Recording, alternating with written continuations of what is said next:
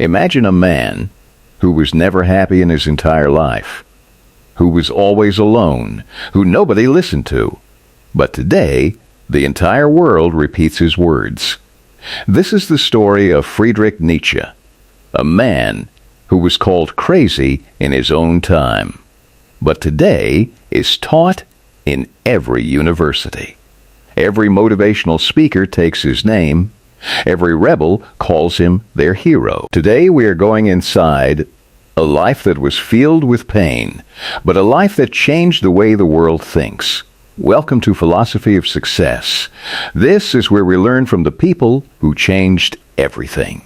Let's begin from the beginning. Childhood. The year was 1844, October 15th. In a small town in Germany, a boy was born. His name, Friedrich Wilhelm Nietzsche. His family was deeply religious. His father was a pastor. His grandfather was a pastor. The entire house lived for faith. But when Nietzsche was just 5 years old, his father died. Brain disease. Suddenly, without warning, only women were left in the house. His mother, his grandmother, 2 aunts, and one small boy who couldn't understand why his father was gone. This was the first pain that entered Nietzsche's mind forever. And this is what Philosophy of Success teaches us. Pain doesn't break a person, it builds them. Student life. In school, Nietzsche was different. Other children played, he read, other children laughed, he thought. His teachers were stunned. They had never seen a child this sharp. And then, listen carefully, at just 24 years old, he became a professor at one of Germany's greatest universities, Leipzig University. This record still stands today. A professor at such a young age had never happened before, has never happened since. But this is where a new turn came in Nietzsche's life.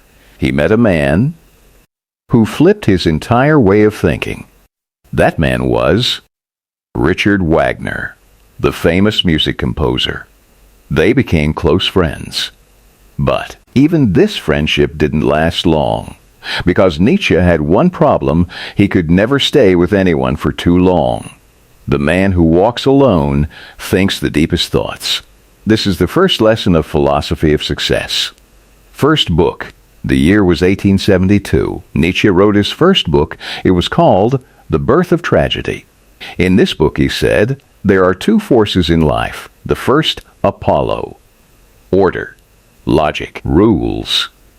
The second, Dionysus, emotion, passion, chaos. He said, a human cannot survive on logic alone. Just following rules doesn't give you a life. Sometimes a storm is necessary. But the world rejected this book completely. Critics said, this is nonsense. Colleagues turned their backs. Nietzsche was left alone. Again. But he didn't stop. And this is the real lesson of Philosophy of Success.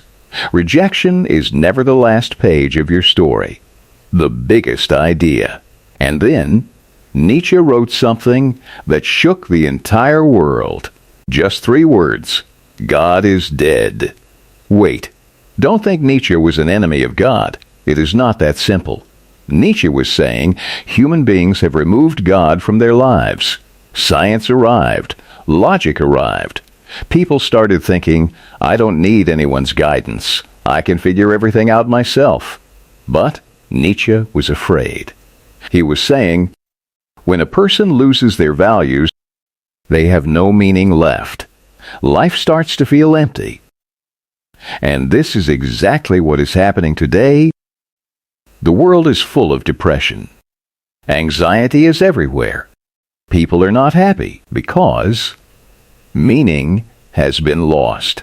Nietzsche saw this 150 years ago. Philosophy of Success says the same thing. Real success is not just money. Real success is meaning. Ubermensch. Then Nietzsche gave the world another idea. Ubermensch. The overman.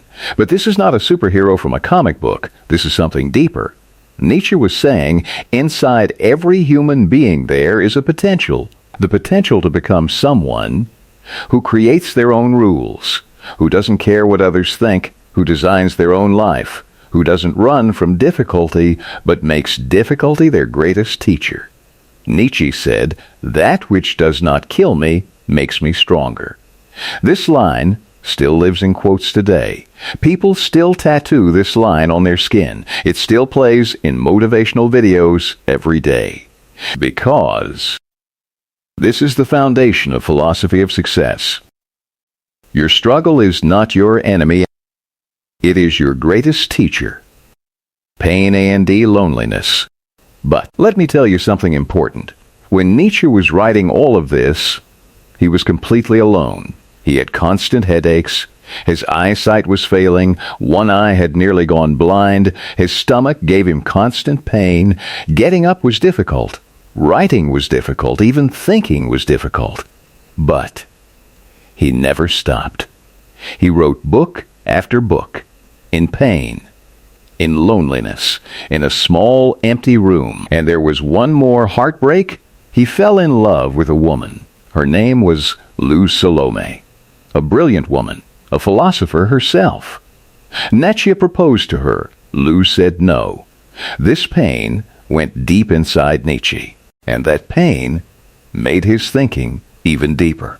Remember this lesson from Philosophy of Success: the one who kept writing even while broken became immortal. The breakdown. The year was 1889. Nietzsche was in Italy, the city of Turin. One day he stepped outside. He saw a horse. Its owner was beating it. Nietzsche wept. He ran and threw his arms around the horse, and then he collapsed. He lost consciousness. When he woke up, he was not the same Nietzsche anymore. His mind had stopped working. 11 years. 11 full years he lived in this condition. He could not think. He could not write. His mother cared for him. Then his sister. And then, on August 25th, 1900, Friedrich Nietzsche left this world. Alone. No grand funeral, no great ceremony, just silence. But this is not where the story ends. This is where the story begins. After his death, the entire world started reading him. Today, Nietzsche's books have been translated into more than 100 languages. Today, he is taught in every great university on earth. Today, whenever someone says, "I will live life on my own terms," they are unknowingly saying exactly what Nietzsche said. A man who lived his entire life in pain, who was always alone, who was called crazy in his own time, changed the way the entire world thinks. So the next time your pain feels too heavy, your loneliness feels too deep, when it feels like nobody is listening, remember Nietzsche. Because he said, "He who has a why to live can bear almost any how." This was the story of Friedrich Nietzsche. A strange man, a lonely man, a great man. If this video moves something inside you, subscribe to Philosophy of Success. Because here, every single week, stories arrive that will change the way you think. Tell me in the comments which part of Nietzsche's story hit you the hardest. See you in the next story.